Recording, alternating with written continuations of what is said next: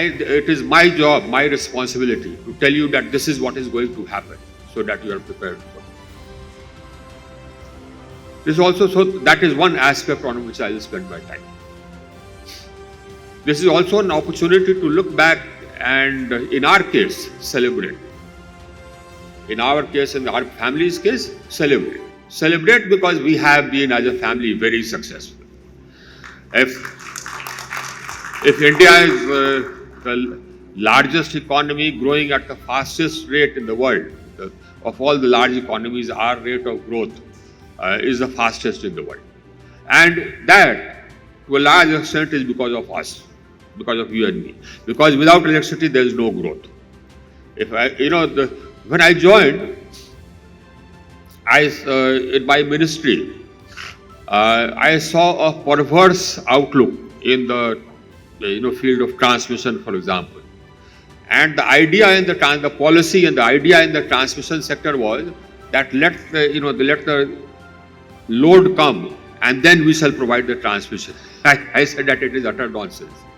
The load will come after you provide the transmission, because without electricity there is no industrialization. So I had to change it. I had to struggle to change it. That you have to build the transmission before the load. You have to anticipate the load. Now that is the outlook which we have had to change. But we've done it. We have done it. And the scale of what we have done is mind-boggling. When our government came to office in 2014, the peak demand was about 130 odd gigawatts. And today we've already touched a peak demand of 243,000 megawatts, an increase of 80%. That's the rate of growth. And 80% growth in this. We have increased our established capacity by almost about 71%, 72% to meet this demand. Today, our established capacity is about 426 gigawatts. It used to be about 280 gigawatts or 270 gigawatts when we came into office. We've added that much. We've added almost about 180, 190,000 megawatts of generation capacity. And yet, when we added that, when we started this, we felt that we added 90,000 megawatts in the past 9 years. We added 90,000 megawatts of thermal, all told. We added about 107,000 megawatts of renewables, all told, etc.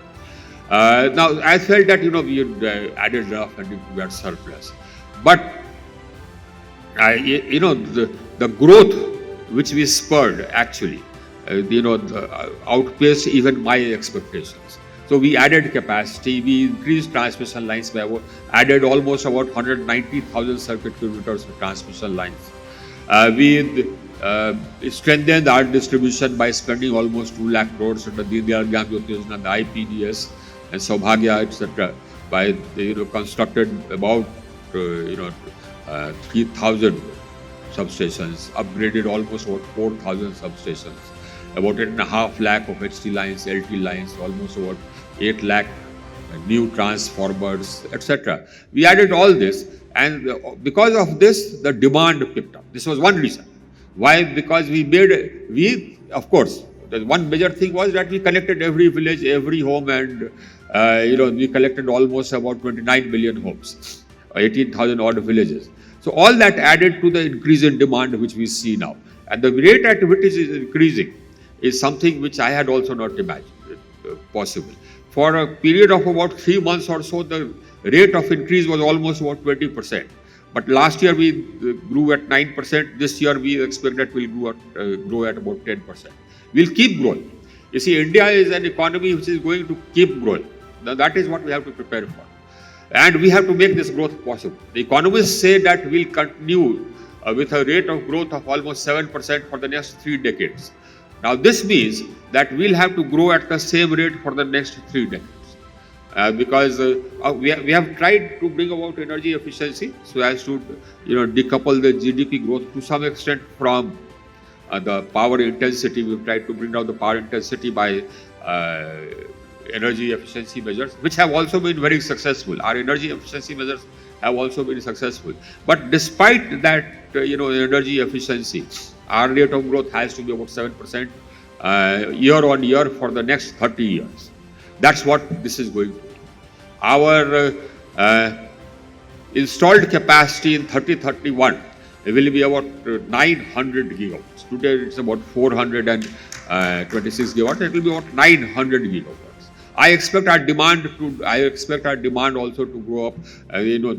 My people tell me that the peak demand will be about 366,000 megawatts by 2030. I think it will be slightly more. I think it will be almost around 400 gigawatts. That's what the peak demand is going to be. You have to double. Our consumption is going to double, so everything is going to double. Just imagine. You have to double the number of transformers which we have installed. We have to double the length of LT lines. We have to double the length of HT lines. We have to double the number of meters. We have to double everything. So that is what we have to do. That's the stupendous, humongous challenge before us. But that's that is something which is an indicator of growth. So you have to grow, and you have to grow faster. Now there is one thing which I want from you. And that is that I want to grow not on the basis of any imported element. Right now, we make most things ourselves here. But still we import some things. I don't want those imports either. I want everything. I want 100% make in India. So that is something which we have to make possible. And we will continue to be the fastest growing large economy in the world for the next 3-4 decades. This is the market. There is no bigger market. And as far as Europe is concerned, the United States is concerned, they've reached a growth so that their rate of growth is going to go beyond 2%. They've already reached that level. So our rate of growth will not come below 7%. So this is where the market is going to be. And you have to prepare yourself for that future. That future is huge. Imagine, the country as big as ours, doubling its per capita consumption. And that is what is going to happen. Doubling its installed capacity. And that is what is going to happen. We already are preparing for it. When this tremendous growth started, I had about 27,000 megawatts of thermal capacity under construction. I've increased that to 80,000 megawatts. So apart from that 27,000 megawatts under construction, now about 26,000 odd. I have bid out about 12,000 megawatts of more thermal capacity, and almost about 20,000 megawatts are under various clearances. In another 2-3 years, after all the clearances, I'll have about 80,000 megawatts of thermal capacity under construction. And I already have about 99,000 megawatts of renewable energy capacity under construction. And I'm going to bid out 50,000 megawatts of renewable energy capacity every year. This is just to meet my demand. Hydro was almost, dead. It was, when I joined, dead. We have revived it. Now I have 18,000 megawatts of hydro under construction because we have a total established capacity of 46,000 megawatts of hydro. We have 18,000 megawatts of hydro under construction and 13,000 megawatts of hydro under various clearances. We keep adding transmission lines. We are adding transmission lines at a pace unknown. And we have, of course, like in everything, like in all the entire sector, we've changed the rules to make it more viable, to make it simpler. And that we have done across the sector. Now, transmission lines added huge quantum, so I felt that I had added enough transmission. But 119,000, 200,000 circuit kilometers is huge. But it turns out that I didn't add enough. So I am running up to keep pace. We have run out of connectivity. Basically we have to add more transmission capacity in a hurry. So that we'll keep having to add transmission capacity. There also, you have to now look ahead. So what the future is going to be, I have already said HVDC. I want HVDC made in India. Do that. HVDC overhead. Then you have to make cables here, underwater cables, because we are going to have about 35,000 megawatts of offshore wind. That is also something which we are going to roll out rapidly. We already come out with some bids that is going to accelerate. So we need underwater cables. I don't want to be importing them. So start making them here. And gradually, what I was discussing, Hamza, was that, I'm thinking, in my mind, I'm thinking about policies which will force people to make in India. Because I don't want to buy, you see, I am the market, I don't want to buy things made abroad. I want to buy things made in India. So we'll come out with a policy. I'm thinking about it. If you have any inputs, give me that policy. So that is the direction you need to go to. You need to go into the direction of storage. You need to go into the direction of reversible pumps, because you have almost about 40,000 megawatts of pumped hydro under various stages of clearances. And I want to add more pumped hydro. So you need to go into that direction of reversible, the turbine pump, etc. So that all that equipment comes here. Basically, I'm going to double everything. I'm going to double everything because that is what is necessary. Similarly, the demand, as I said, the demand is growing, and I'm putting in place policies which will ensure that the demand will continue. I perceived a tendency among distribution companies, not to sign long-term PPAs and depend on the market. I said that won't do. So I brought in a set of rules, whereby I said, and this was logical.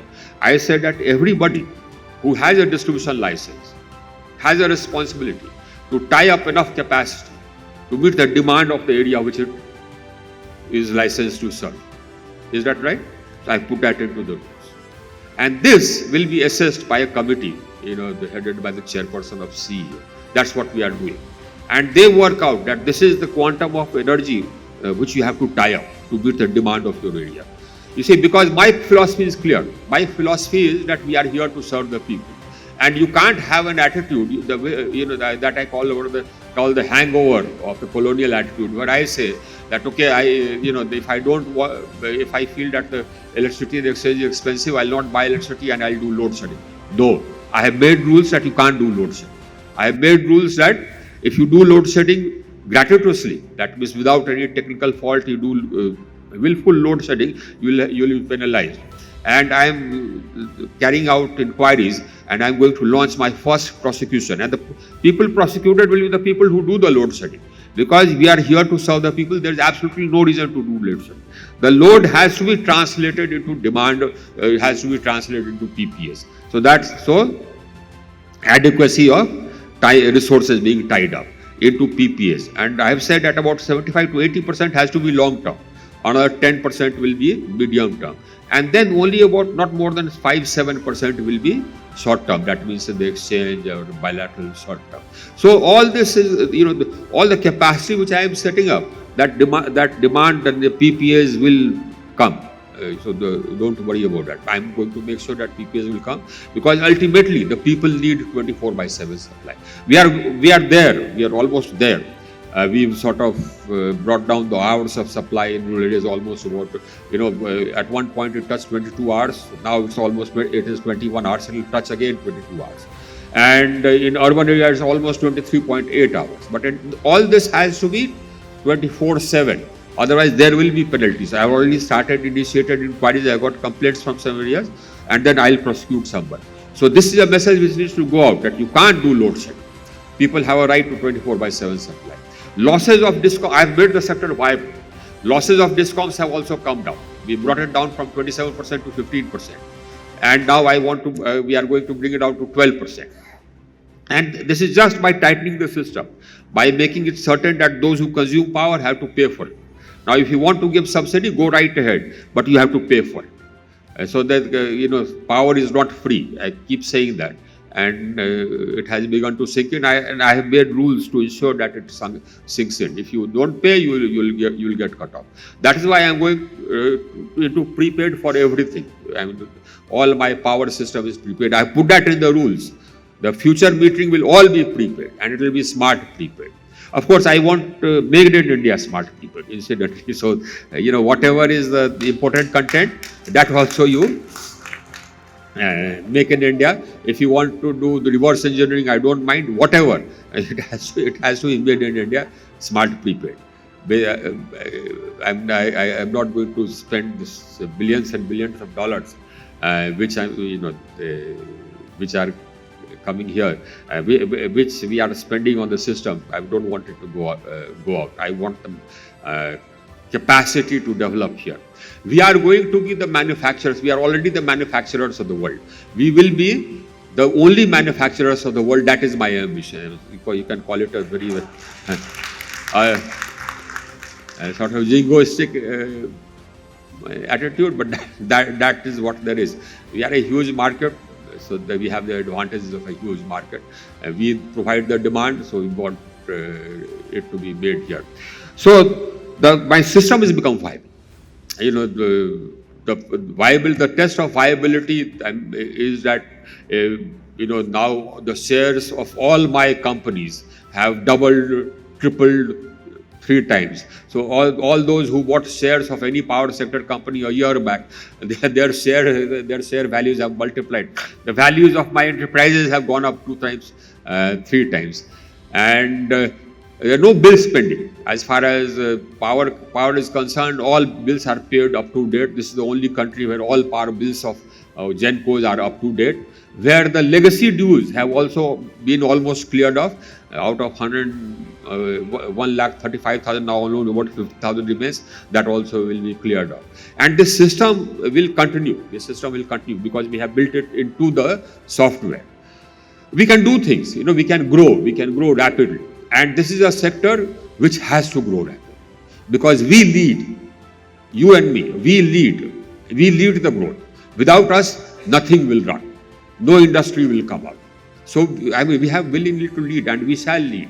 As I said, we shall add capacity at a pace, unheard of. And we are already doing that. And of course, we are also, setting up the manufacturing. Earlier, all our renewable energy capacity used to be, based on modules coming from China. No more. Now I have almost about 50,000 megawatts of manufacturing capacity of modules. The cell manufacturing capacity is going to go up. And give me a couple of years, the entire value chain from polysilicon to modules will be made here. We already have bid it out, and their bidders are constructing capacity. So we shall be the biggest manufacturers of, the polysilicon, wafers, cells, modules. We are already one of the biggest manufacturers of wind equipment. And we will also become one of the biggest manufacturers of offshore wind equipment. And of course, we are going to emerge as a leader in green hydrogen. I already have about 7 million tons of green hydrogen planned in different places by different industries. Now, all this is not being done by the public sector. All this is not being done by public investment. I am getting investment. Every bid I hold is hotly contested. So every major fund is already invested here. And for good reason, because they get good returns. Every major fund in the world is invested here, and they'll continue being invested here because we are the ones who are growing. Where else do you see the growth? The China growth has dampened. Where else do you see the growth? The growth is here, and it will continue to be here for the next 3 decades. You have to prepare for it. You have to be prepared to grow at a rate which you have not seen, and I think that is the future of this country, not only in this sector, but in all sectors. But we have to lead. If we don't grow, India will not. That is how critical this sector is. But we shall grow. And we shall, of course, as we grow, as our industry grows, we shall also export. People tell me that there are buyers from different countries. So that is natural because we have this huge manufacturing capacity. So the price at which you will be able to make things, the quality of things which you will make will be unparalleled. Because elsewhere, the industry will be dying out. This is where the growth is. This is where the demand is. And this is where the industry will be. And this is where the industry will grow. So I wish you all a great future ahead. I see you all multiplying to twice, thrice the present size. You have to multiply twice, thrice the present size because my demand is going to double and triple. And this huge country, the doubling demand, the tripling of demand is huge. But it's exciting. And it is this challenge which keeps people alive, which keeps us alive.